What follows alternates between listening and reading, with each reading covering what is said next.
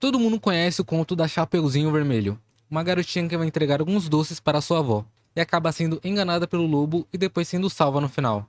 Se você acha que a história é só isso, você está enganado. Existem muitas mensagens que o autor tenta passar de forma inconsciente para ensinar coisas como maturidade, sedução e até luxúria, se é que me entende. Então fique comigo até o final que você vai entender tudo o que essa história pode representar. Vamos lá, vamos começar entendendo qual é o papel do lobo na história. O seu papel principal é servir como uma tentação, uma forma de representar os próprios medos e instintos primitivos e básicos de uma criança. E o autor mostra todos esses sentimentos e pensamentos no formato do personagem do lobo. Inicialmente, quando a mãe da Chapeuzinho manda a menina seguir a estrada para levar comida para sua avó, o lobo, com sua malícia e vendo um alvo fácil, aborda a menina de maneira simpática perguntando o que estava fazendo. E logo em seguida tenta desviar a menina do caminho que sua mãe pediu para seguir, fazendo assim que se torne mais fácil de enganá-la e dando a brecha para que possa devorar ela junto com a sua avó. Desde o começo já vemos duas funções principais para o lobo, o de sedutor e de um predador, e vamos falar de cada uma dessas funções logo logo. Mas antes vou explicar um detalhe interessante na história que nem todo mundo percebeu. Chapeuzinho sempre usa um tipo de touca vermelha nas histórias, mas isso não é à toa.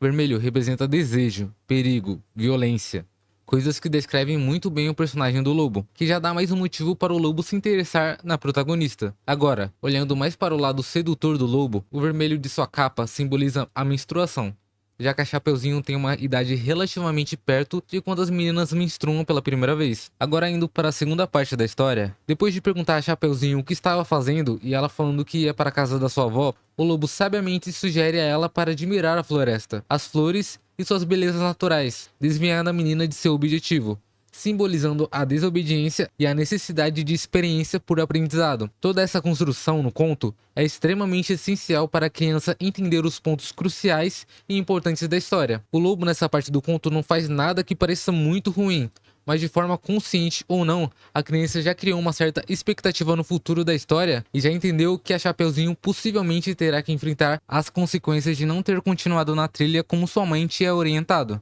Agora, olhando mais para o lado sedutor do lobo, o vermelho de sua capa simboliza a menstruação, já que a Chapeuzinho tem uma idade relativamente perto de quando as meninas menstruam pela primeira vez. Dada a ingenuidade da criança, ela claramente não vai perceber as segundas intenções do lobo, cabendo ela apenas seguir as orientações da mãe, sendo uma mulher formada. Lembrando, pessoal, o que eu estou falando tem mais a ver com o lado metafórico de narrativa da história, além de que cada um consome uma obra do seu jeito. Só estou mostrando que obras como Chapeuzinho Vermelho podem ter muito mais a mostrar do que parecem. O fato de a Chapeuzinho se desviar do caminho e seguir o conselho do lobo pode significar, principalmente em versões mais antigas da história, curiosidade precoce em temas adultos, simbolizando a transição de criança para a adolescência. O fato de a Chapeuzinho se desviar do caminho e seguir o conselho do lobo pode significar, principalmente em versões mais antigas da história, uma curiosidade precoce em temas adultos, simbolizando a transição de criança para a adolescência. Olhando para o lado de curiosidade que a Chapeuzinho tem sobre as coisas, isso não significa nada necessariamente ruim, mas sem experiência e cuidado,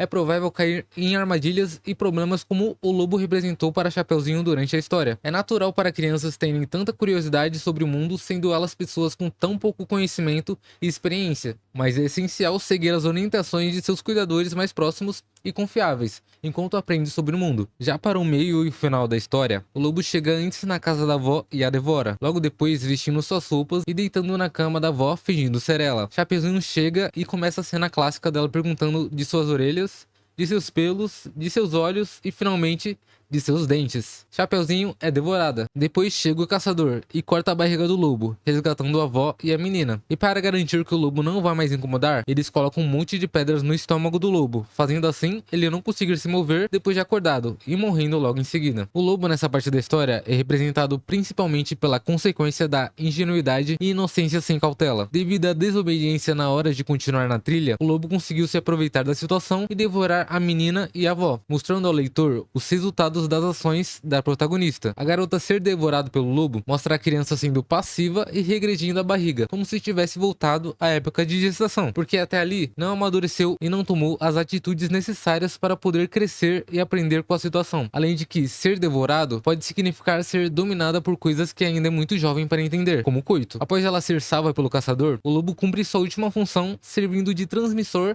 da lição que o Chapeuzinho precisava aprender naquele momento, de renascer sendo tirada da barriga do lobo, e em algumas versões da história é a Chapeuzinho que coloca as pedras no estômago do lobo, indicando para o leitor a sua mudança de comportamento e seu amadurecimento ao conseguir lidar com o lobo sozinha. Chapeuzinho Vermelho cumpre muito bem o seu propósito de fazer a criança entender de forma inconsciente ou pré-consciente os perigos e as consequências de se esquivar do caminho que deveria seguir, e fala sobre temas adultos de forma sutil, que mesmo de forma inconsciente é absorvida pelo leitor. Mas em paralelo, vou falar brevemente de uma história chamada Apito, o Trenzinho, que tem uma narrativa muito parecida com a de Chapeuzinho Vermelho, mas não cumpre o propósito de ensinar as crianças sobre todas as lições necessárias no amadurecimento. Resumidamente, Apito, o Trenzinho, vai para a escola e sonha em virar um trem de carreira.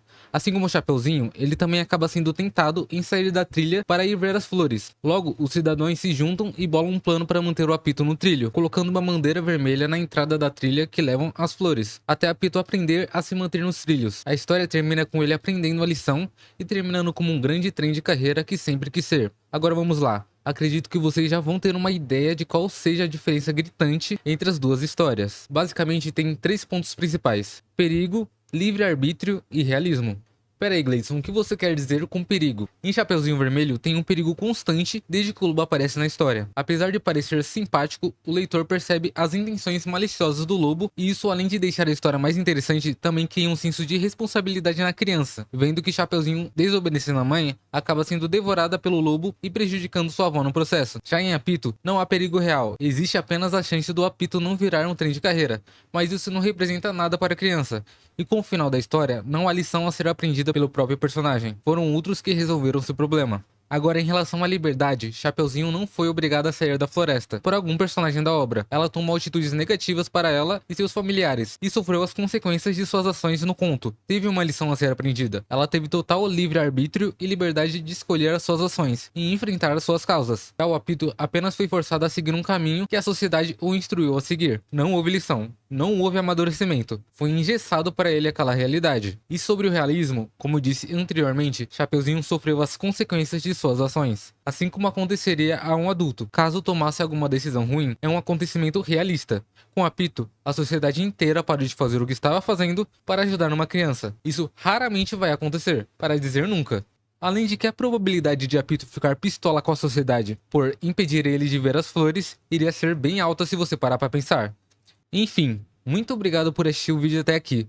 Por favor, se puderem deixar uma crítica aí embaixo, ajudaria demais. Tenho muitas ideias para esse canal e adoraria conversar com vocês.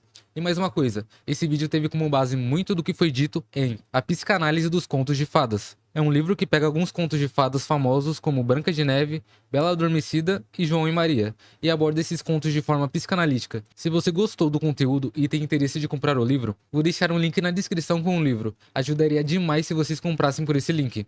Bom, até mais!